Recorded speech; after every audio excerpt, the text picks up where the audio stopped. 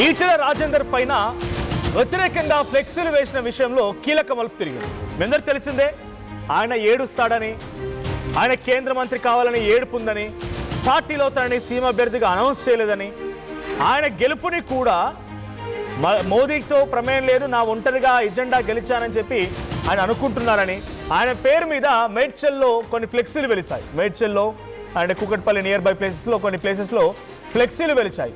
అయితే ఆ ఫ్లెక్సీలకు సంబంధించిన విషయం పైన ఒక కీలకమైనటువంటి మలుపు తిరిగింది. ఇంతకీ ఫ్లెక్సీలు ఏర్పాటు చేసిన ఎవరో తెలుసా? బీజేపీ పార్టీకి సంబంధించిన నేతలే. బీజేపీ నేతలే ఫ్లెక్సీలు ఏర్పాటు చేశారు.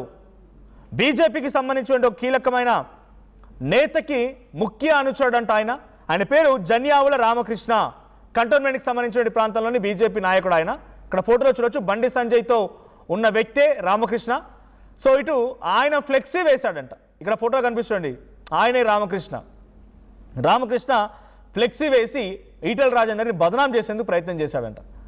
సో అరెస్ట్ అయినటువంటి 6గురిలో రామకృష్ణ ఒకరు. సో వాళ్ళలో బండి సంజయ్ ప్రధాన అనుచరుడుగా రామకృష్ణ గుర్తింపు అయితే ఉంది.